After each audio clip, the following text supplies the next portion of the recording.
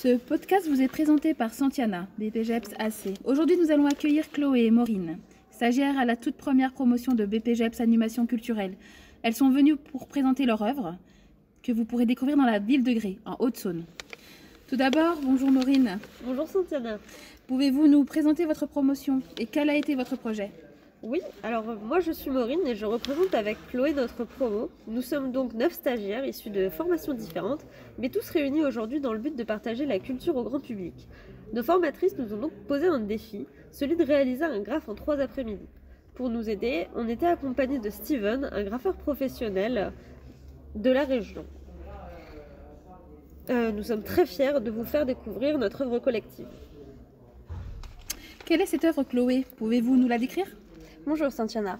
Pour commencer, je vais vous expliquer à quoi ressemble notre œuvre finale, le rendu qu'on a eu final, et par la suite on répondra à toutes vos questions et nous détaillerons l'œuvre. Donc cette œuvre est un graphe constitué de 10 toiles. Elle mesure en tout environ 3,50 m sur 2 m. Quand on la regarde, tout d'abord nous voyons en premier lieu une bombe de peinture aspergeant de couleur rouge. Et à l'intérieur, on y trouve la définition de l'animation. Sur l'arrière-plan de cette toile, il y a des formes géométriques et colorées. Donc sur le fond, nous avons également mis des symboles que nous avons choisis. Pour nous, ils décrivaient parfaitement l'animation. Donc on a choisi le pinceau, des dés, un livre, le masque de théâtre, un clap de cinéma, un micro, une note de musique, un appareil photo et un ballon. Voilà. Je reviens vers vous, Maureen. Comment vous êtes venue cette idée ?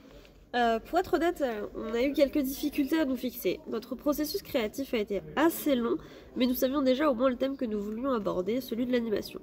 Nous sommes tous très attachés à notre métier et nous souhaitions donc le mettre en avant. Et pour commencer, nous avons fait une session de brainstorming afin de ressortir les notions qui nous frappaient le plus. Chloé, en parlant de brainstorming, qu'en est-il ressorti ? Lors de ce brainstorming, nous avons chacun réalisé sur une feuille un premier croquis sur notre perception de l'animation. Ce qui nous a permis de comprendre 2 choses. Une, que utiliser la bombe pour peindre n'est pas évident du tout. Et que réaliser un graphe sur 10 toiles en 3 après-midi, ça allait vraiment pas être de tout repos. Donc, décrivez-nous donc, Maureen, votre idée de départ. Alors notre première idée, c'était de partir sur la fameuse image de la petite fille qui souffle sur des pissenlits. Nous pensions que c'était une image assez frappante et qui s'adapterait bien au style de graphe. Cependant, étant donné que nous sommes tous novices, on était perplexes et assez impressionnés par l'idée de réaliser tout ça en si peu de temps. Nous avons donc transformé la petite fille en pinceau, ce qui nous avait l'air tout de suite plus abordable. Et puis on a été frappés par une réalisation, le fait que nous faisions du graphe et que autant utiliser le thème du coup. L'idée est donc passée à une silhouette mixte qui serait en train de graffer un mur, mais la question de la technique et du timing est revenue au galop. Nous avons donc fini par partir sur l'idée de la bombe qui asperge un mur. Chloé, je reviens vers vous. Pouvez-vous nous expliquer les différentes étapes de cette œuvre ? Alors, une fois le brainstorming fini, on est parti avec quelques idées en tête. Rien de très clair, mis à part la bombe géante. Donc on est un peu parti à l'aventure. Sur les 10 toiles, sur les 10 toiles, on a séparé en trois parties et on a fait 3 groupes de 3 personnes. Nous avons ensuite choisi du coup de faire le fond en premier lieu. Le premier groupe a pris le motif damier, donc en gris et en blanc. Le deuxième groupe des cercles blancs et roses, pâles sur un fond plus rose. Et le dernier groupe, on fait des triangles de différentes tailles et de couleurs. Donc il y avait du violet, du blanc et du rose. Après beaucoup de mésaccords et beaucoup d'avis différents et de bombes de peinture vidées, on a réalisé que les 3 parties s'accordaient vraiment totalement entre elles. Si je peux me permettre, c'était aussi le moment où la toile s'était accordée le plus à mes chaussures. Évidemment, il fallait que quelqu'un se rende compte que la peinture à la bombe, ça part pas si facilement. Et c'est tombé sur moi. Après moult tentatives pour décaper la peinture, je me suis résignée à devoir bomber en noir par-dessus. L'avantage, elles ont l'air plus neuves que jamais.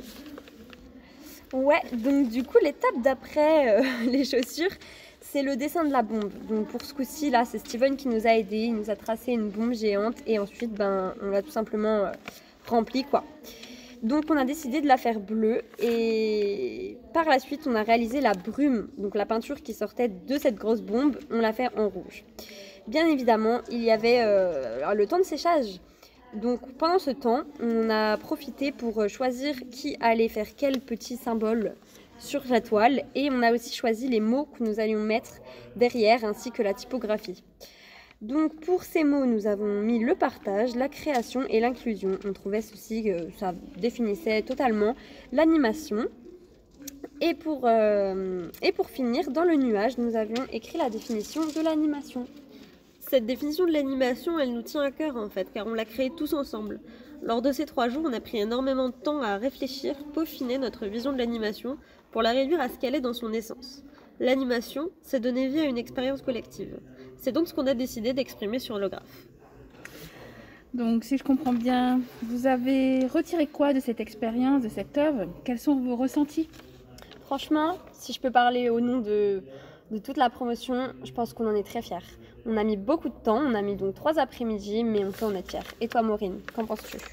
Je pense que ça a été quelque chose de complexe, étant donné qu'on était tous novices. Je pense qu'on a tous eu peur au début. C'est vrai. Et à la fin, quand on a vu notre réalisation, c'est vrai que c'est un peu comme si ça avait été notre bébé, quoi. C'est quelque chose de beau d'avoir réussi à créer ça en seulement 3 après-midi et en se connaissant très peu. Cela définit vraiment bien l'animation, je trouve. Ouais, je suis d'accord. Voilà. Je vous remercie, Maureen et Chloé, pour cette interview. Et je vous souhaite bonne continuation et bonne chance pour votre formation. Merci. Au revoir. Au revoir.